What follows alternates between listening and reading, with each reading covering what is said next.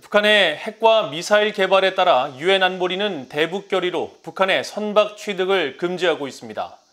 그런데 북한이 최근 유조선 3척을 새로 확보했다는 지적이 나왔습니다. 이런 가운데 북한 국영 고려항공이 11년 연속으로 유럽연합 회원국 내 운항이 엄격히 제한되는 항공사로 지정됐습니다. 첫 소식 오택성 기자가 보도합니다.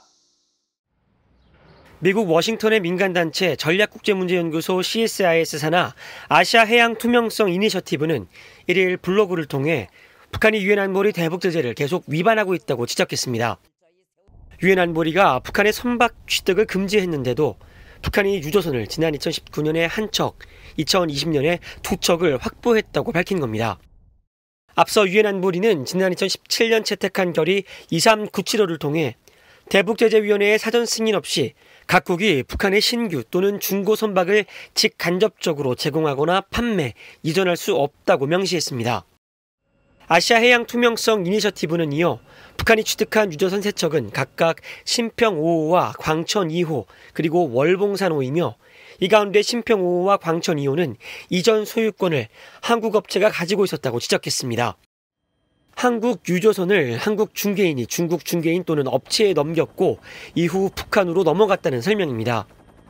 블로그 저자인 NK프로의 레오번 연구원은 이번 사안은 유엔 안보리 결의의 주체는 결국 각국임을 보여준다고 강조했습니다.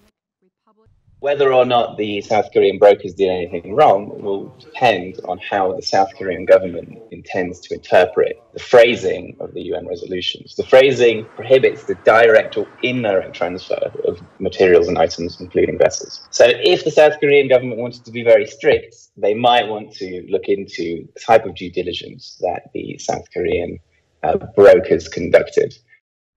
아시아 해양 투명성 이니셔티브는 또 북한의 이번 3척의 유조선 획득에는 모두 중국 중개상이라는 공통 분모가 있었다며 이는 개선된 유엔 안보리 결의 집행에 있어서 좋은 징후가 아닐 것이라고 밝혔습니다.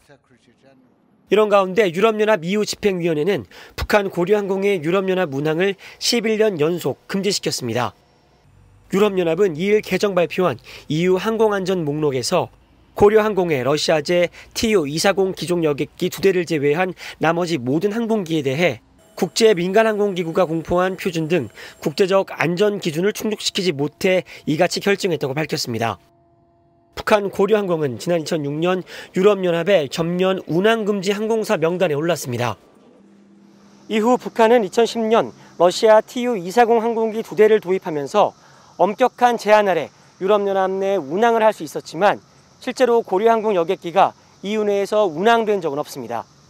VOA 뉴스 오택성입니다.